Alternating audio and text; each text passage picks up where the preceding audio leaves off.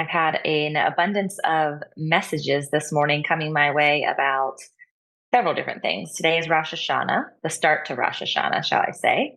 And this is, I want to say it right, 19 or 5857, 5857, year 5857. I could be getting that wrong.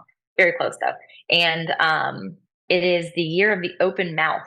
So speaking to a house full of speakers, speaking to a house full right now, founders and innovators and trailblazers, and us talking about messages. I do feel like the Lord is calling us to be steadfast in how we share and what we share and when we share. You know, they say that saying, preach or teach the Bible or speak the Bible when necessary, use words. Well, I think we get to do that in a lot of different ways through our lives. I've also gotten a lot of messages about, do you see what's going on in the world? My friends know that I don't necessarily look at the news. I definitely don't look at the news. I don't even turn on the TV in that regard. But I do follow some sources that I trust, that I get news-like information from through the Christian perspective of what's going on biblically and spiritually. A lot of times the news is just about pointing at people, and that is not God's desire. So pointing out the principalities is what I want to be walking in and understanding of.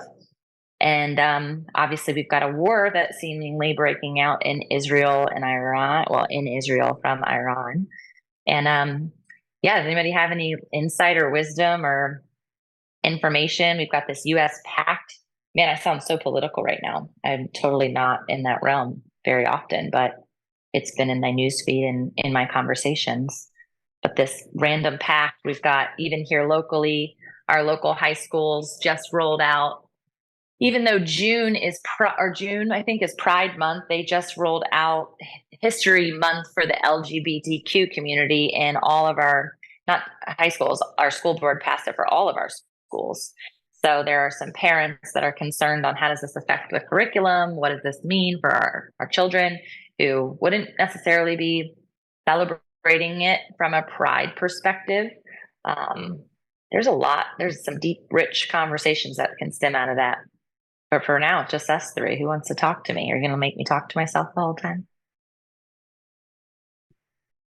Okay, if you do. If you plan to just tune in here, I'll tell you, not my perspective, but my prayer.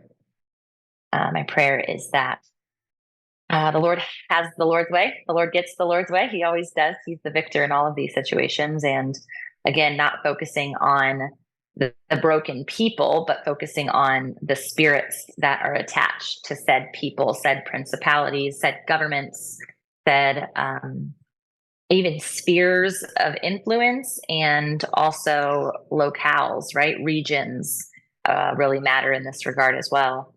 So that's been my prayer, is just God open my eyes, and not even from a personal perspective, but for the right leaders and to be in the right places at the right times to be able to affect change.